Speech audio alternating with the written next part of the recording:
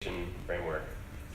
And really simply, companies that demonstrate a return on education are those that do one or all of the following things. They help lower costs to high quality education, they improve or democratize access, they increase the professional capacity of instruction, and of course, they improve learning outcomes. And the thesis here that we've developed is actually really quite simple, and it's this. The companies that demonstrate the highest level of return on education are those that are going to grow the biggest, that are going to grow the fastest, and are going to provide the greatest returns to their investors. So why do I bring this up? Well, really quite simply, because games can provide enormous return on education. And we heard yesterday and we've heard today that there's a mountain of research now that's overwhelmingly positive on the effects of learning games. Games can drive serious learning, which is really exciting in our view. And I just thought I would also make a quick comment on consumer and enterprise buyer dynamics. Lots of people talk about Generation X and millennials as being digital natives, which is of course true.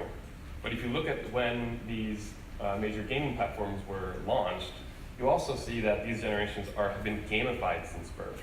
So it's really no wonder then that now as parents and as educators, these groups are far more accepting of bringing learning games into the classroom and into the home as well.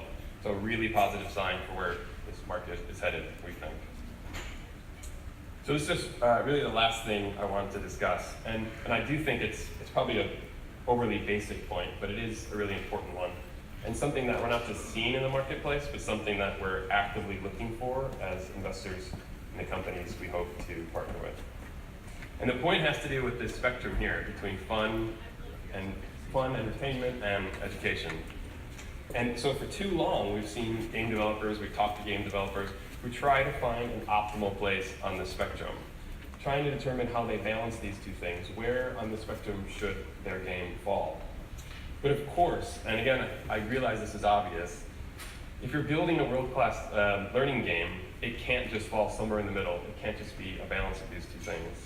If you're building a world-class learning game, it absolutely has to be both really fun and highly educational. So the right way to look at it is something more like this. Again, appreciate that this is obvious, but I think it's really hard to get this right. And we know it's hard because so many of the companies and so many of the games we see, and we see a lot of them, trust me, fall into the wrong category here.